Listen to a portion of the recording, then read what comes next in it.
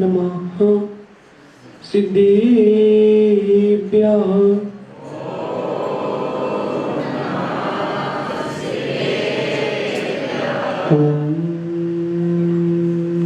नमः सिद्धेभ्यः।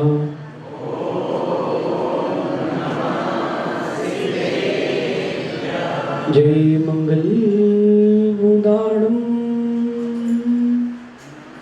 विमलाणं नानदंसनमयाणं तैलोयसेयराणं नमो सयास सिद्धाणं नमो अरन्ताणं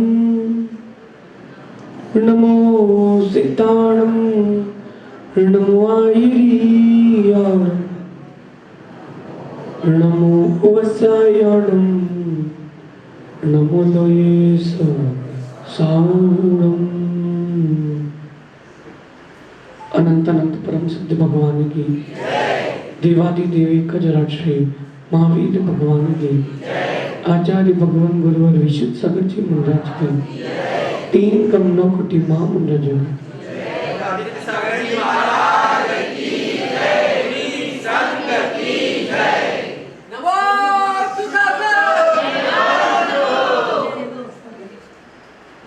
भव्य बंधु, अंतिम तीर्थेश भगवान महावीर स्वामी के इस पावन और पुनीत शासन में हम सभी विराजते हैं। तीर्थंकर जिनेन्द्र की पीयूष देशनाई मनुष्य हम सभी जीवों के कल्याण का साधन है।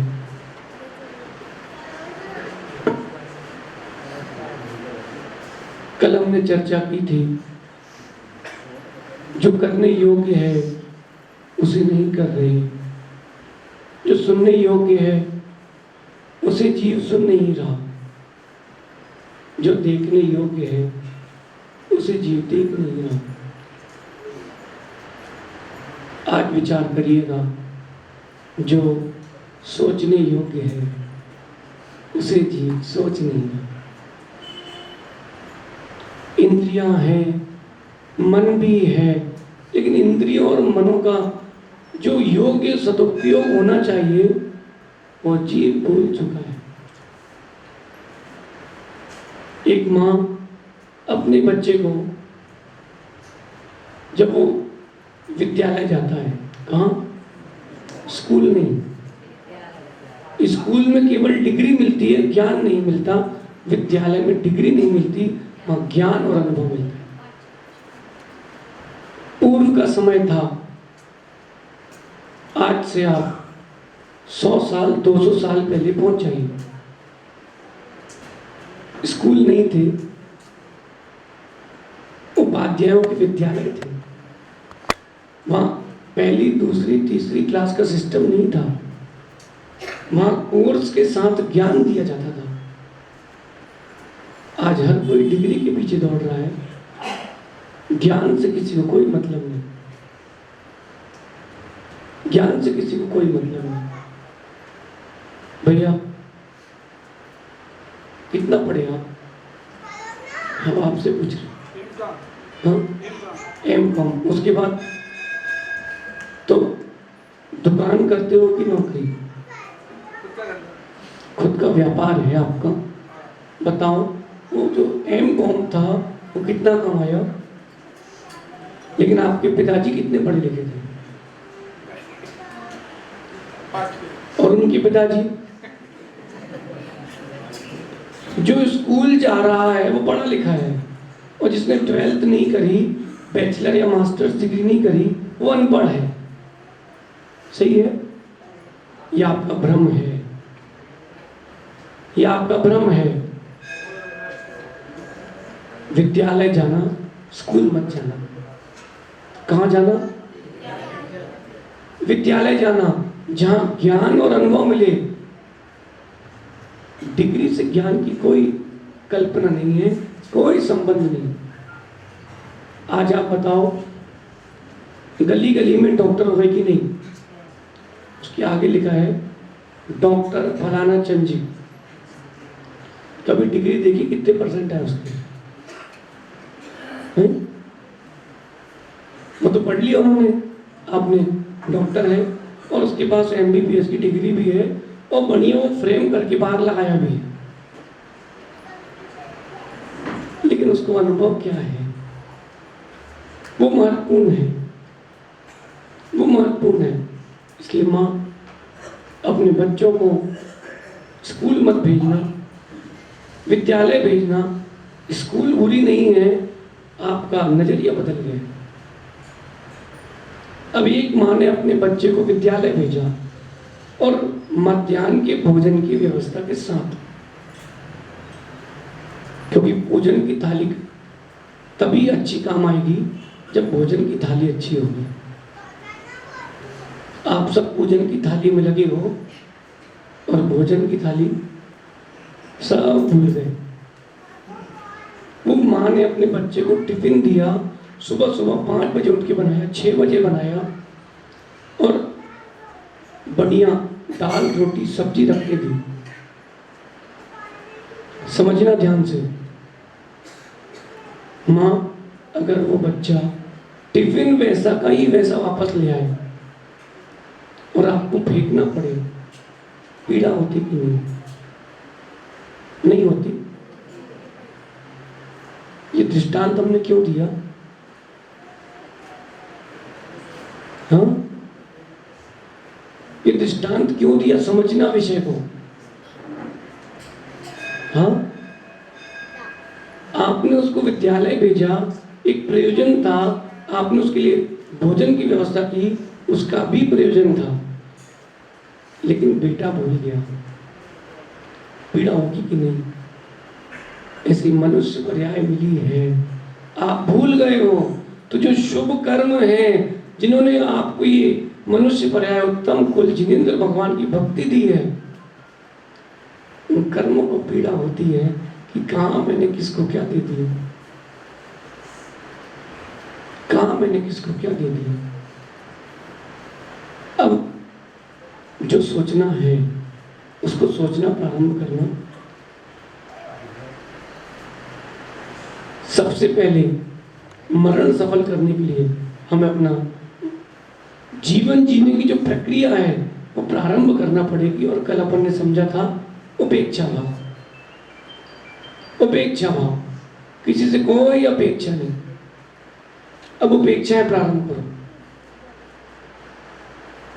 सत्य मानना काला जी, परसों का कार्यक्रम अगर फेल हो जाता, सुगानी जी कहते अरे यार, इतना दूर से बिहार करवा के लाए लड़के, मजा नहीं आया। नहीं, सत्य मानना, वो अंदर तो रहता है, अंदर में वो आ जाता व्यक्ति, बोलेगा बोले अरे फेल हो गया, सारी मेहनत फेल हो गई, क्या मतलब रहा 1000 लोगों के भोजन कराने का। ये प्रयोजन है, आयोजन का प्रयोजन था, भूल गए। प्रयोजन जब तक सिद्ध ना हो तब तक जो आपका आयोजन है वो निष्फल है।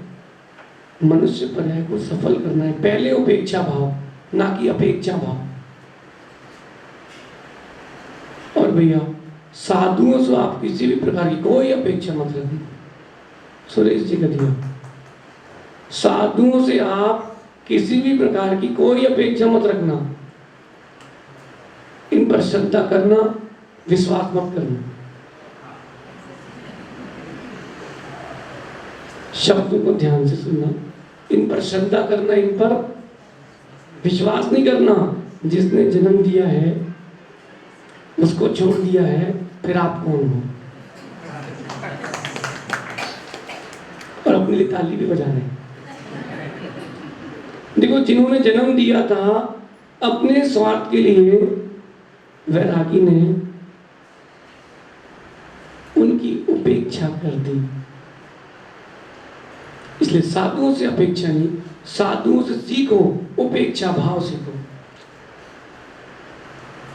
राकेश भैया कभी खेत पे सोते थे, कभी बंगले में सो रहे हैं, सबके दिन एक से नहीं है। अंजुल भैया कभी कोई प्रवचन सुनने वाला नहीं मिलता था, कभी प्रवचन सुनाने वाला नहीं मिलता था। सबके दिन एक से नहीं होते। ऐसा मान सकते राकेश भैया कि 3.5 महीने हम बेंगलुरु जैसी जगह में रहे और हमारे प्रवचन नहीं हुआ। सुनिए सुनिए, 3.5 महीने हम बेंगलुरु रहे, प्रारंभ के 1, 2 या 3 दिन प्रवचन हुए होंगे बस। सही कह रहे हैं मुझे ऐसा जी। प्रवचन तब करेंगे जब कोई आएगा, कोई दर्शन करे, कोई कमंडल पकड़ने वाला नहीं था, तो वो तो दूर की बात हो गई। फिर भी अपेक्षा नहीं, उपेक्षा। हमने भी सोचा बहुत अच्छा समय है। आप लोगों ने लॉकडाउन जो है कोरोना में देखा, हमने कोरोना के पहले भी लॉकडाउन देखा है। क्यों? वो उस दिन हमने कोई अपेक्षा नहीं करी, उपेक्षा भाव था। खूब स्वाध्याय हुआ, खूब ज्ञान अर्जन। ये मत सोचो अपरमित सागर जी कोई नहीं है, जितने कम लोग हैं उतना सुकून का समय है, उतना सुकून का समय है, क्योंकि उपेक्षा भाव है। अब उपेक्षा भाव से प्रारंभ करो। ओ भैया छतरपुरिया सुनो, हम छतरपुर से बिहार करे थे बिना किसी अपेक्षा के। अब दोबारा कभी छतरपुर आएंगे तो बिना अपेक्षा के आएंगे, क्योंकि जहां अपेक्षाएं आती हैं वहां संक्लिष्टता और दुख ही मिलेगा। क्यों राकेश जी? हमने आपसे बिहार में क्या कहा था कि 2017 को जो गुरुदेव का चातुर्मास था, हम उसके आधार पर इंदौर नहीं जा रहे। कहा था हाँ, हम उसका 1% लेके जा रहे हैं कि जितने लोग गुरुदेव के पास आते थे या जितनी सेवा शुश्रूषा गुरुदेव की हुई थी उसकी 1% हमारी होगी, उससे ज़्यादा नहीं होगी। हम ऐसा उपेक्षा भाव लेकर के आए थे, तो हम प्रसन्न हैं। और हम अपेक्षा लेके आते कि पांडाल हो 100x100 का, एक सुंदर माइक हो, संचालक हो, स्टेज में गुब्बारे लगे हो। दुख है, ये दुख है, ये दुख का कारण है। कोई अपेक्षा नहीं, उपेक्षा। जब ये उपेक्षा भाव आएगा तब आप भय को जीत पाओगे, तब आप ज्वर को जीत पाओगे, और तब कहीं जाकर के आप वेदना को जीत पाओगे। भय क्या है? बहुत सुंदर गाथा आई कार्तिकेय अनुप्रेक्षा की टीका में, मरण समम नृत्य भयम। मरण के समान इस पूरे विश्व में कोई और जीव को भय नहीं है। धन चला जाए फिर आ जाएगा, प्राण चले जाए, कितना भय। कोरोना के समय देखो आप, अगर कोई वैज्ञानिक कहता ताजे गोबर खाने से कोरोना ठीक होगा, तो आप खाते? हाँ कि ना? डॉक्टर साहब खाते कि नहीं? लोग खाते कि नहीं? खाते। मरण का भय, डर है, जबकि डरना किसी और से चाहिए, डरते मरण से। कितने लोग चाहते कि उनका मरण अच्छा हो? ऋषभ भाई, सभी चाहते हैं, सभी चाहते हैं हमारा मरण बहुत अच्छा हो, गुरु के पाद मूल में हो, शरीर में कोई वेदना ना हो।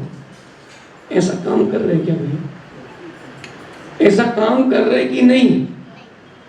फिर नहीं होगा, क्योंकि कमल अपनी मित्र मंडली से एक बात पूछना, आपसे ज्यादा आपको कोई नहीं जानता। जो आपके भाव हैं, जो आपकी क्रिया है, आपसे ज्यादा आपको कोई नहीं जानता। सत्य है। अपने अपने बारे में सोचना प्रारंभ कर दो। मरण समम नत्ति भयम, मरण के समान कोई भय नहीं है। उसको जीतना है, उपेक्षा भाव जागृत। जो आपके अंदर त्रुटि है वो आप जानते हो? नहीं जानते? सुगानी जी नहीं जानते? बहुत अच्छे से जानते हो। माँ भोजन बनाते हो, भोजन बनाते बनाते आपको मालूम चल जाता है कि आज का बिगड़ गया, हाँ कि ना? ऐसे ही पर्याय जीते जीते भी समझ में आना चाहिए कि ये बिगड़ गई, ये तो गई, संभालो। विकास भी है, संभालो। आपसे ज्यादा आपको कोई नहीं जानता, सत्य है। जितने प्रतिशत आप अच्छे हो या बुरे हो, सही हो या गलत हो, उसको आप जानते हो। आर्यन अपने आप को जानते भी नहीं। ये कैमरा यहाँ लगा है, ईमानदारी से कहना भाई, मंदिर में झूठ नहीं बोलना, भगवान है। शादियों में भी तो ये कैमरा लगता है, तब लोगों को लगता है कि रिकॉर्डिंग हो रही है, तुम अपनी आंखों में किसी और की रिकॉर्डिंग भी करते हो। सत्य है कि नहीं? तुम्हारे साथ नहीं, चिराग, ये सत्य है कि नहीं है? सत्य है, सत्य है। आप अपने बारे में जानते हो भैया, डरो, अब डरो। अपने स्वयं की अपेक्षा के भावों से डरो, क्योंकि मरण तभी अच्छा होगा जब आपके अंतर में उपेक्षा भाव के जागरण होगा। मरण के समान कोई भय नहीं है। कोई बुरा नहीं माने तो पूछे भैया, ये तो प्रैक्टिकल है। डॉक्टर ने कह दिया आपसे, किसी का नाम नहीं लेते, अपने अपने ऊपर लगा लो कि आपके लिए 3 दिन बचे हैं शेष, क्या करोगे? बोलो काला जी, क्या करोगे? राकेश भैया, क्या करोगे? 3 दिन बचे हैं, आपका 3 दिन बाद आयु पूर्ण होगी, निश्चित हो गया है। क्या करोगे बताओ? प्रैक्टिकल बताना भैया। हाँ, वो कह रहे पहले दूसरे डॉक्टर क्या दिखाएंगे।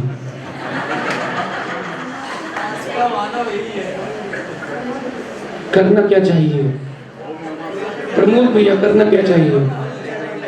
हाँ, सीधे जाके गुरु के चरणों में दीक्षा ले लेना चाहिए। क्यों? सुकुमार सुकौशल मुनि की कथा नहीं सुनी? जब उन्होंने कहा कि तुम्हारी आयु इतनी अवशेष है, उन्होंने सोचा ही नहीं, तुरंत दीक्षा ली।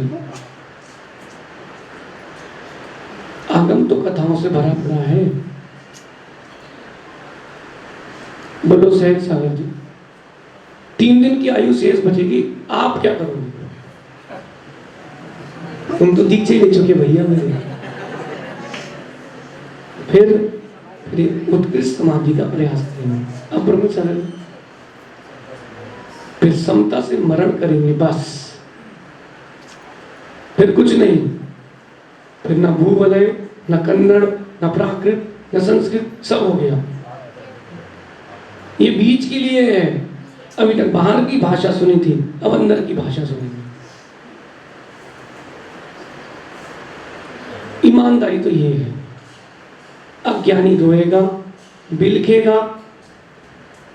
देव पर्याय में 6 मास पहले मालूम चल जाता है कि जाने वाले हैं। जो ज्ञानी होते हैं, सम्यक दृष्टि होते हैं, क्या करते हैं? धर्म ध्यान में लीन होते हैं। चलो भैया, सुखों का समय गया, अब अकेंद्रीय सुख का समय आने वाला। यहां से मरण करके उच्च कुल में जन्म लेकर के जैनेश्वरी दीक्षा लूंगा। ये सम्यक दृष्टि देव का चिंतन। मिथ्या दृष्टि क्या सोचता है? अवधि ज्ञान लगाता है, अपने मनुष्य बनूंगा, मैं तिर्यंच बनूंगा, 9 मास गर्भ में रहना पड़ेगा, बहुत पीड़ा है। क्यों? यहाँ तो देवियों के साथ भोग चल रहा है, यत्र तत्र विचरण चल रहा है, रिद्धियों के स्वामी है। उसको अंदर से बड़ा दुख होता है, संक्लिष्टता होती है। और क्या निदान करता है? एक इंद्रिय जीव बनता है, वृक्ष बन जाता है। कम से कम गर्भ की पीड़ा तो सहने नहीं मिलेगी। इस भाव से मरण करके सुंदर फूल देने वाला वृक्ष बन जाता है, सुंदर फल देने वाला वृक्ष बन जाता है। कौन? स्वर्ग का देव। मरण समम नत्ति भयम। देखो देवों के पास भी भय है, संज्ञाएं एक ही नहीं, चारों सब खत्म। अभ्यास प्रारंभ करो आज से, अभ्यास प्रारंभ करो आज से। कोई वृद्ध माँ हो, उनसे मेरा पूछना है, माँ रोटी बनाना अपनी माँ से सीखा था कि नहीं? घर पे पियर में सीखा था कि नहीं? कभी आटा ज्यादा होता था, कभी पानी। जब आटा उसनते थे, कभी उसना आप लोगों ने? हमने भी एक बार उसना था तो 10 रोटी की जगह 30 रोटी का बन गया था। फिर आटा डाले, फिर पानी डाले, फिर आटा डाले, फिर पानी डाले। लगता है कि सूखा है, जबकि वो सूखा नहीं होता। और पानी डालना चाहिए कितना? चम्मच भर। अपन ने डाला आधी गिलास। माँ वो दिन याद है, वो जो एक बार भी आटा बिगड़ा हो या रोटी जली हो, वो व्यर्थ नहीं गया, वो आपको अनुभव दिखी गया।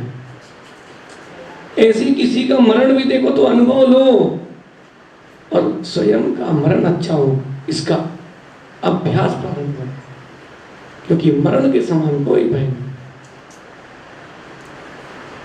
आज से जो सोचना है वो सोचना प्रारंभ करो। मरण समम नत्ति भयम खुआ समावेयेना नत्थि। खुआ यानी होता है क्षुधा। क्षुधा के समान कोई वेदना नहीं। क्षुधा तृषा के समान कोई वेदना नहीं। भूख लगे आदमी को, फिर देखो ऐसा लगता है अब मरे, अब मरे, अब मरे। मुक्तागिरी की गर्मी और एक बूंद पानी न मिले अंजुल में कैसा लगता है? अब तो गए, क्यों सहजा गई? इतनी गर्मी का बिहार था, ये जिब्वा ऊपर चिपकती थी कि नहीं दोपहर में? राकेश भैया आपको अनुभव बताते हैं गर्मी के बिहार का। कितने भी बजे आहार कर लो, लेकिन 11 से 1 के बीच में पूरा गला सूखता था। बोलो महाराज हाँ कि ना? मतलब ये लगता था कि आज बिहार कैसे करेंगे, लेकिन फिर 2 बजे से सब ठीक हो जाता था, क्योंकि चलना है। चिराग कितनी आहार कर लो बेटा, वो जो सूखा मटका है ना, वो चुर आवाज करता है। एक खदान में हम लोग जंगल गए थे अभी, पत्थर की खदान थी और मिट्टी पड़ी थी। हमें लगा पत्थर है, इनने कहा मिट्टी है। अंजुल भैया हाथ धोए शुद्धि करी, कैसी आवाज आ रही थी? चुर चुर चुर चुर चुर चुर चुर ऐसी आवाज आ रही थी। क्यों? मिट्टी कब से प्यासी थी, उसको पानी मिला, वो टूट टूट के गिर रही थी। ऐसे ही मनुष्य का जीवन है। क्षुधा तृषा भी आपको वेदना थोड़ा पता है। जब भूख लगती है तब खा लेते हो, जब प्यास लगती है तब 10 लक्षण में मालूम चलता है कि साधना क्या होती है। सुगानी जी एक अच्छी बात बताते हैं, ये मत सोचना कि क्या हो चुका है, ये सोचो कि क्या करना है। आप लोग अगर चाहते हो कि आपके जीवन का दिन दुगना रात चौगुना विकास हो, कमल भैया अभी से छुट्टी लगा देना, हम 10 लक्षण के 10 दिन श्रावक संस्कार शिविर में बैठे।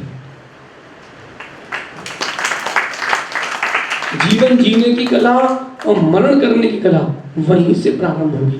क्यों? न मोबाइल, न पत्नी, न बच्चे, न माँ, न घर, न भोजन, न गद्दे, सिर्फ चिटाई मिलेगी, भाग्य हुआ तो पंखा मिलेगा, चादर घर से ले आना। 10 दिन करके तो देखो। राकेश भैया बिहार में अगर चल के भी लोग होटल में सोए तो क्या किए, खेतों में तो सो, डर लगता सांप, बिच्छू, चूहा ना आ जाए। अरे कुछ नहीं होगा, हम सो रहे कि नहीं, और होगा सो होगा। समाधि लेके सोना, गए तो गए फिर। अरे पंचम काल में ज्यादा जीना भी अच्छा नहीं, लेकिन समाधि मरण से करना चाहिए, ये ज्यादा अच्छा है। गए तो गए, इसमें क्या। और ये मत सोचना काम अधूरा, कोई व्यक्ति काम पूरा करके नहीं गया। कोई एक आध बता दो कि उसके काम पूरे हो गए। डॉक्टर साहब, डॉक्टर जिनेन्द्र जी, काम पूरे हो गए आपके? बोलो अक्षय की शादी करना है, नाती पोतों का चेहरा देखना है। किसी के कोई भी काम कभी पूरे नहीं होंगे भैया, सबके अधूरे रहेंगे, सबके अधूरे रहेंगे। इसलिए भैया प्रारंभ करो। 10 लक्षण के 10 दिन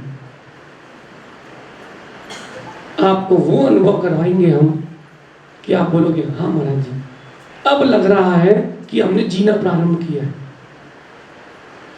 अब हमने जीना प्रारंभ किया है। अभी तक तो जीवन व्यर्थ गया है। क्यों?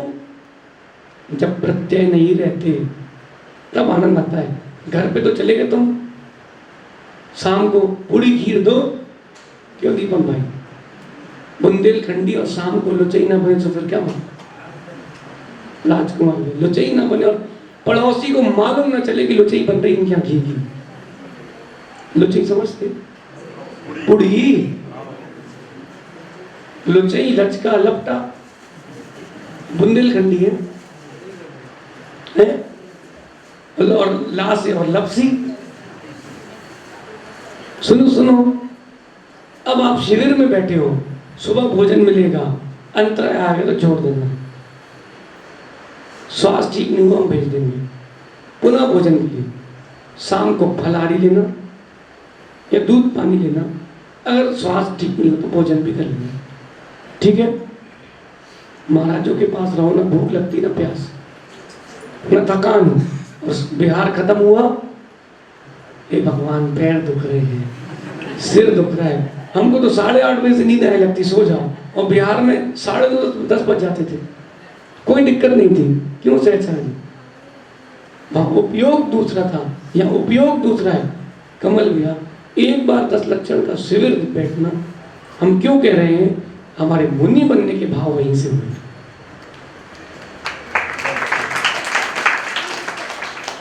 दस दिन कोई साबुन नहीं, कोई फेस वॉश नहीं, कोई ब्यूटी पार्लर नहीं, कोई शेविंग नहीं, कुछ नहीं, बस डले रहो, गुरु प्रभु के चरणों में डले रहो। देखना, आप बोलोगे महाराज जी ये जीवन के सबसे अनमोल 10 दिन थे। 2017 में जो शिविर में बैठा हूं उसको इस बात का अनुभव हुआ। प्रमोद भैया बोलो, साल के 355 दिन एक तरफ और 10 दिन एक तरफ। जबलपुर के शिविर में थे, याद करो, कोई बाटल लेके आते थे, अब तिली के तेल की, सबको लगाते थे। हम भी शिविर में थे, ये भी शिविर में थे, अभी हमारे शिविर में है। सही है?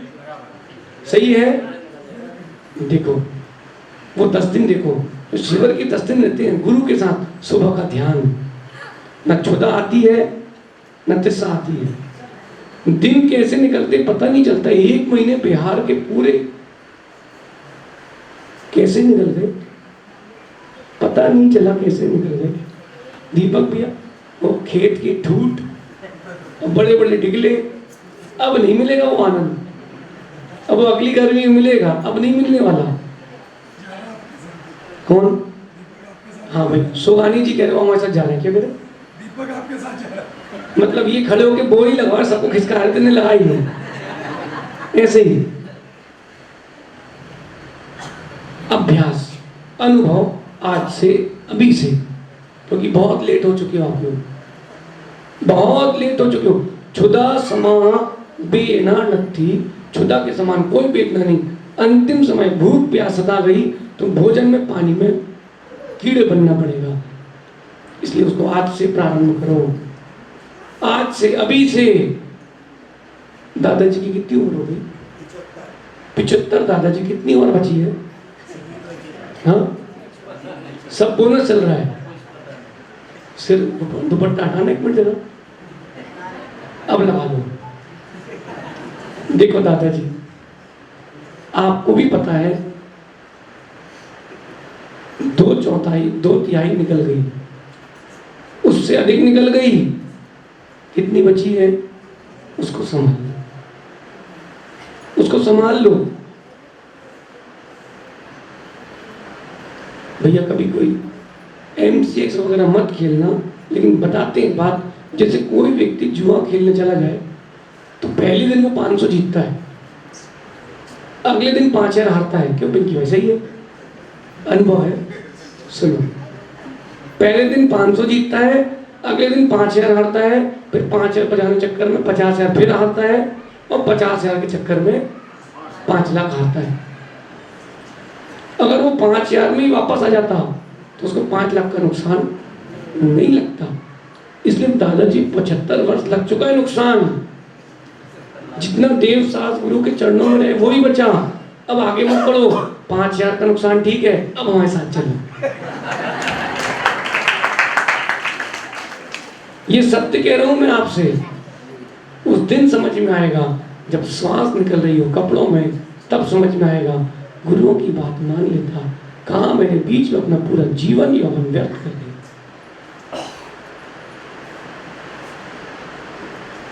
कोई बात नहीं, इस पर्याय में तो अगली पर्याय में से चिराग, आइसक्रीम बेचने से क्या होगा भाई? सत्य मानना, अर्थ पुरुषार्थ कर लो, लेकिन वो व्यर्थ पुरुषार्थ है।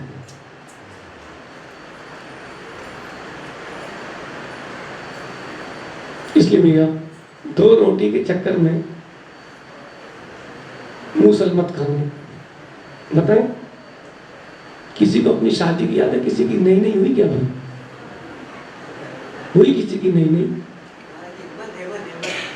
हेमंत भाई शादी हो गई ना, अभी नई नहीं हुई ना? कहाँ है हेमंत? अच्छा भाई, जब तेरी शादी हुई थी घर के बाहर खड़ा था, ऐसा चलने वाले लोग लेके खड़े थे कि नहीं? नहीं देखा, इसको तो चेहरा दिखा था बस। राजकुमार को याद है? याद है? एक चंदेवा लेके 4 लोग खड़े रहते हैं, और क्या घुमाया जाता है उसमें? मूसल और पुड़ी रोटी। क्यों घुमाई जाती है? वो भी बासी। क्यों क्यों घुमाई जाती है? कि बेटा एक बासी रोटी के चक्कर में मूसल खाना पड़ेंगे, रह घर पे मत जा। अभी भी समझा है। फिर घोड़ी पे बैठाते हैं, रथ पे नहीं। किस पे? और तेरे हाथ पे कटार रहेगी चिराग, तेरे हाथ में कटार रहेगी, वो घोड़ी मचलेगी, तुम कटार नहीं चला सकते, संभालते रहोगे जिंदगी में। हाँ भैया सत्य है। फिर बरमाला होगी, मुंडी नीचे करके खड़े रहना। एक बार हार पहनाना, जिंदगी भर हार मान लेना, और एक बार भरना मांग और पूरी करना जिंदगी भर उसकी। बढ़िया आनंद से, काला जी बढ़िया आनंद से रिसोर्ट में शादी होगी। हाँ मोदी जी करो करो करो। बोले क्यों?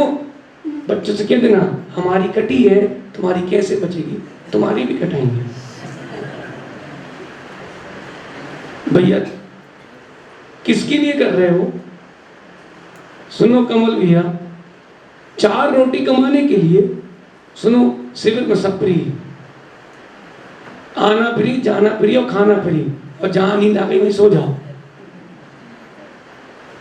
कल अतिशय कह रहा था, बोले महाराज जी इतनी गर्मी में पसीना बह रहा था, और बोले मैं तो बिना पंखे के सो गया, और घर में एसी के बिना नींद ना आए। कैसे नींद आ गई?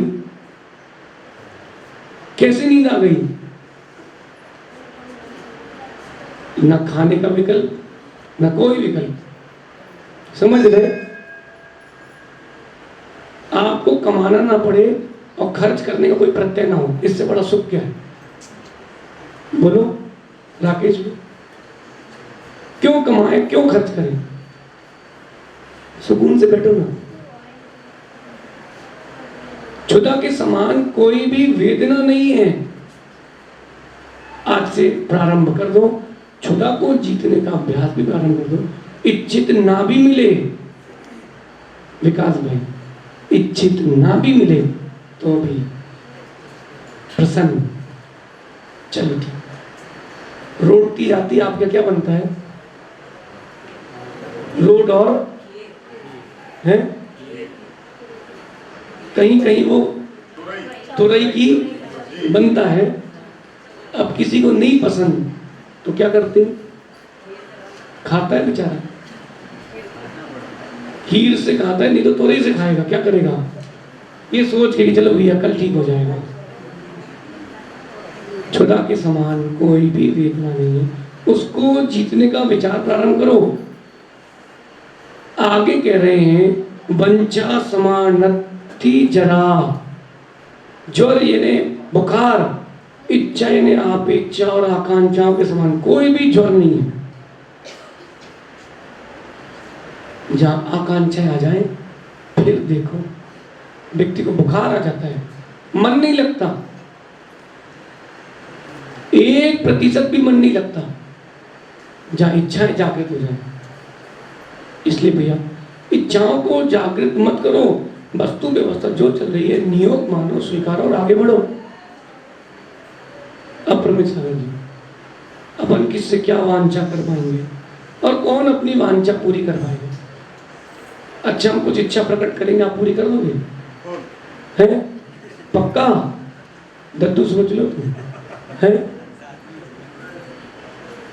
अगर रोग है तो दवाई भी लाओगे कि नहीं? पूछो, लाओगे? भैया जन्म जन्म मृत्यु की दवाई ला सकते हैं, मेरी इच्छा है उसको ठीक कर दो, मुंडी हिला रहे तुम तो। वो रोग भी हमारे पास है और दवा भी हमारे पास है। वांछा के समान कोई ज्वर नहीं है। इच्छाएं जागृत हो जाए और फिर पूरी ना हो तो जो प्राप्त होता है वो भी अपर्याप्त लगता है, जबकि जो प्राप्त है वो पर्याप्त। क्या कर सकते हो? 1 2 4 6 10 25 50 चौके लगते हैं। रामचंद्र नगर पे याद है? आचार्य श्री बोले भैया विधि कहीं भी मिल जाए एक चक्कर तो लगा लिया करो। हमने ठीक है भैया, एक दिन उन्होंने पूरा चक्कर लगाया, 17 मिनट लगे। हमने कहा भैया अब नहीं हो पाएगा। जब हम संघ में थे तो क्या विधि लेते थे पता है आपको? निकले अपन मंदिर से 25 कदम पे जो बढ़ाएगा उसके यहाँ हाथ, सीधे हाथ से 100 कदम। अपने को क्या करना? अपने को तो भाई सुमित भाई आहार करना है। अब सुमित क्या करो, चेचर आप क्या करो, रोटी देगा, अमृत कौन लाएगा तुम्हारे लिए? राकेश भी हम यही करते थे, मंदिर से निकले 100 कदम 50 कदम, अच्छा किसी का पुराना खाली है चलो उसके यहाँ चले जाएंगे, उसी की विधि लेके निकल जाओ, सुकून रहता था। ठीक है, 100 चौके हैं। कमल सोच रहा हमारे आएंगे, सुरेश भी सोच रहे हमारे आएंगे, दीपक भी सोच रहा अपन ने तो पूरा बिहार कराया, अपने यहाँ तो पक्के ही हैं, अब किसके यहाँ जाए भैया? ठीक है भैया विधि ले लो। लोग सोचते महाराज जी हाथ देख रहे, कलश देख रहे, अपन तो कदम गिन रहे हैं। कभी कभी व्यक्तिगत व्यक्ति की ले लो। वृत्ति परिसंख्यान का ये मतलब नहीं है कि विधि ही ली जाए। चौके में जाकर के थाली में 10 चीजें अलग कर दी, वो भी वृत्ति परिसंख्यान है। केवल विधि अकेला लेना ही वृत्ति परिसंख्यान नहीं है। ये भाई को ये अपने इसको भ्रम को निकालो कि महाराज जी तो विधि ही नहीं ली। बिहार चल रहा है, एक ही चौका है, वहां कहाँ विधि लेंगे? चौके में जाके अपने 2 सामग्री बाहर कर दी, इतनी ही सामग्री लेंगे, ये भी वृत्ति परिसंख्यान नाम का। तब फिर भी ना आप इच्छा करो ना साधु इच्छा करे। सुमित भाई अपेक्षा करो कि दुख मिलता है, कोई अपेक्षा नहीं। ना हम सोच के आए थे कि आगवानी कैसी होगी। हमने कहा था कि व्यवस्था करो, बैंड लाओ, क्यों सुखानी? नहीं, कोई अपेक्षा नहीं। हम जिनालय जा रहे हैं, बाकी व्यवस्था प्रभावना की, श्रावक की है, श्रावक सब करें। और लोग हमसे कह रहे थे महाराज जी, लोग पूछ रहे थे महाराज जी चातुर्मास अंजलि नगर चल रहे हैं क्या? जिनको बच्चों को नहीं पता कि चातुर्मास अभी चालू नहीं हुआ, जो यहीं के थे, बोले महाराज जी चातुर्मास आपने यही किया था क्या? हमने कहा नहीं। अच्छा, बोले आप यही करोगे क्या? हमने कहा पता नहीं।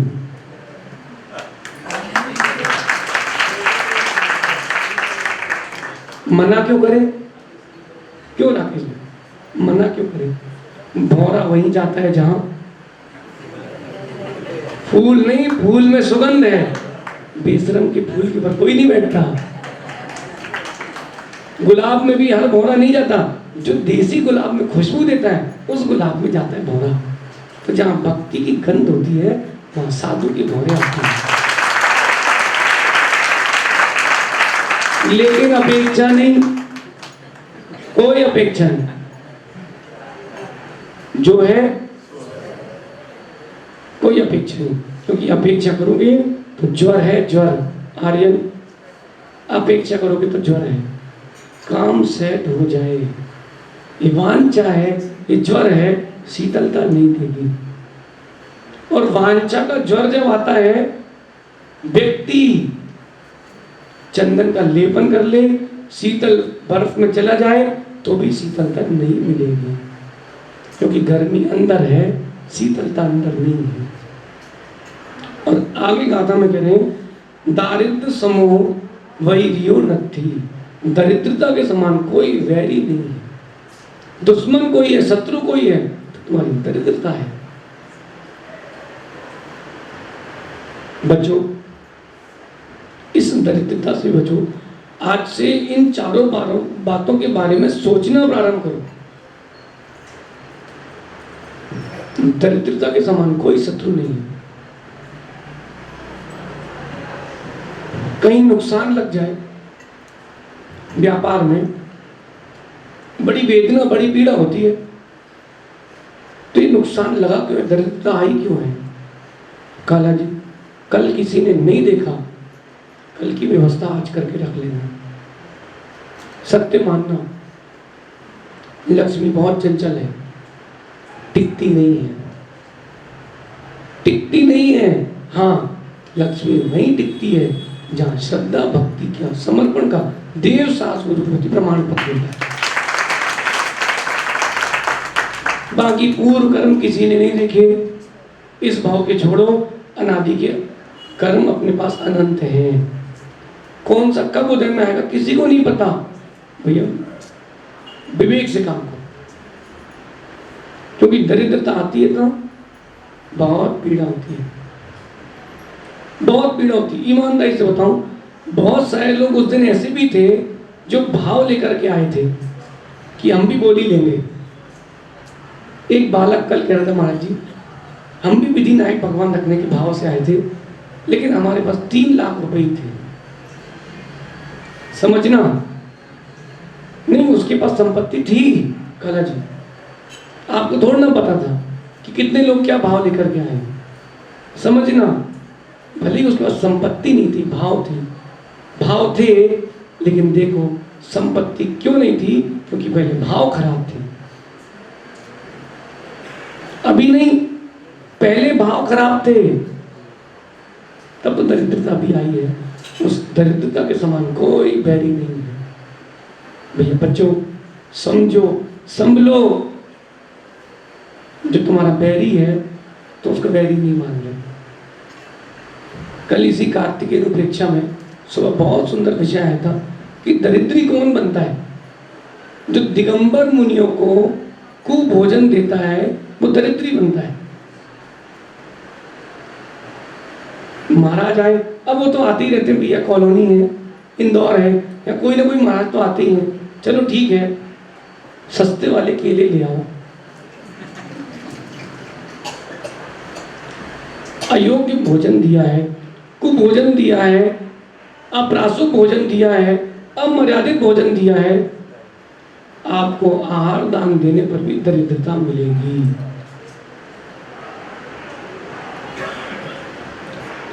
इसको स्वीकारना। धर्मानुप्रेक्ष में इसका एक पूरी दोहा लिखा है अपभ्रंश में कि दरिद्रता मिलेगी। बच्चों, समझो, संभलो। अभी ताड़पत्रों के अनुवाद में एक बहुत सुंदर श्लोक आया, प्रसंग आया तो बताते हैं। कई लोग ऐसे भी हैं जिनके घर में बहुत संपत्ति है, लेकिन भरपेट भोजन नहीं कर सकते एक बार में। हाँ कि ना? मन का भोजन नहीं कर सकते, हाँ कि ना? ऐसा क्यों होता है? हैं? वो बीमारी क्यों हुई? सुनो माँ, उसमें गाथा में जो लिखा था उसका हम हिंदी करते हैं। अगर दिगंबर मुनियों को आप आहार भक्ति पूर्वक देते हो तो आपको भोग मिलेंगे और भोग भोगने की शक्ति मिलेगी। और अगर आपने अभक्ति पूर्वक दिया है, हृदय में कलुषता अप्रसन्नता पूर्वक दिया है, तो भोग भोगने की शक्ति तो नहीं मिलेगी, लेकिन भोग की सामग्री जरूर मिलेगी। काला जी पिताजी क्या करते थे पता है? नहीं सुना?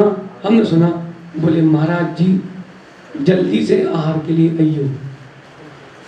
बुंदेलखंडी कह रहे हैं, वो अपनी भाषा में कहते कि आहार के लिए आपको यहाँ आना है। क्या भाव समझना उनका भाव अभी कि हमारे गुरु घर में गुरुओं के चरण पड़ते हैं, आप हमारे नगर में हो, आपके चरण हमारे यहाँ जरूर पड़े। हमने उनके कान में क्या कहा पता है? हमने कहा धैर्य रखना, आपकी इच्छा जल्दी पूरी होगी। देखो वृद्ध अवस्था है, 75 वर्ष के हैं, 83 वर्ष के हैं, भले ही हाथ काम नहीं कर रहे, लेकिन गुरुओं के प्रति उनकी श्रद्धा भावना भी काम कर रही।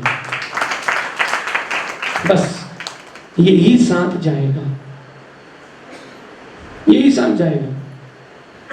एक व्यक्ति के दोनों हाथ नहीं है, वो अभिषेक नहीं कर पा रहा, तो क्या मतलब वो जैन नहीं बन सकता? क्या हो सकता है वो अभिषेक करने वाले से ज्यादा निर्जला कर ले? क्यों? उसकी भावना प्रबल है। कृत से ज्यादा वो अनुमोदन करके पुण्य कमा सकता है। इसलिए भैया इन 4 बातों को आज से सोचना प्रारंभ करो। मरण के समान कोई भय नहीं है,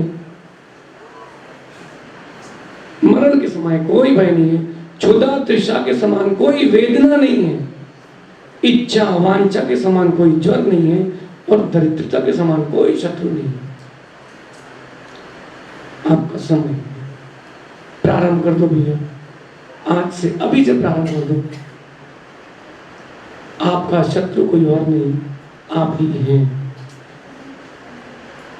आपका शत्रु आप ही हैं। कमल भैया, पिताजी वैसे तुम्हारे पास नहीं रहते, घूमते रहते महाराजों के पास, तुम भी महाराजों के पास सब जाते और महाराज बन जाते, फिर क्या बात थी? जिसके कंधे पे कभी हाथ डाल के चलते थे, आज उसके चरणों में झुके बैठे हो। अब बताओ, तुम्हारे पास सब कुछ है, फिर भी तुम्हारे पास कुछ नहीं है। इनके पास कुछ नहीं है, फिर भी सब कुछ है। चिराग, तुम घर बनवाओ, हमको बने बनाए घर मिलते रुकने के लिए। अभी रुके हैं, अगली बार रुकने की व्यवस्था सोचने लोग ने अभी से प्रारंभ कर दें। क्यों काला जी? अगली बार वहां रुकवाऊंगा, अच्छी कुछ नहीं है, इसलिए सब कुछ है। और जिसके पास सब कुछ है, उसके पास कुछ नहीं है। जो सबको जानता है वो कुछ नहीं जान पाएगा, जो एक को जानता है वो सारे पदार्थों को जान लेता है, केवली भावना। इसलिए भैया समेटो, उपेक्षा भाव को लाओ और समेटो।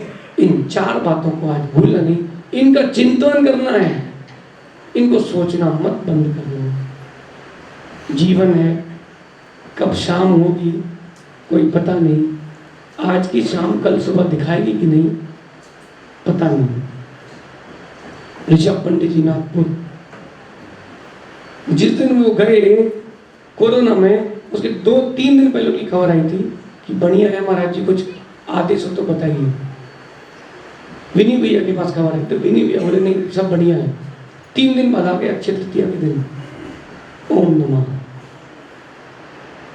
3 दिन में काम हो गया भैया, कुछ काम नहीं आया। सागर में 2 भाई गल्ले का व्यापार करते थे, जैन थे। डॉक्टर साहब 50 करोड़ रुपए तो उसके ब्याज पे चलते थे। कितने? और जो दुकान थी उसमें पता नहीं क्या क्या रखा था। 7 दिन में दोनों भाई चले गए। अब किसको पता किसको पैसे दिए थे? सब खत्म। आज से अनिश्चितता जो है उसको देखो, उपेक्षा भाव चालू कर दो भैया। शमशान वैराग मत लाना, निश्चित वैराग लाना। आज से प्रारंभ कर दो, क्या पता कब किसकी भविष्य पिता जाग जाए, भगवान बनने में देर नहीं लगी। आप सभी इन 4 बातों का चिंतन करें, ताकि वो चिंतन आपको चिंता से हटा करके, चिंता से हटा करके सिद्धत्व तक पहुंचाए। भगवान महावीर स्वामी की, आचार्य भगवान गुरुवर विशुद्ध सागर जी महाराज की,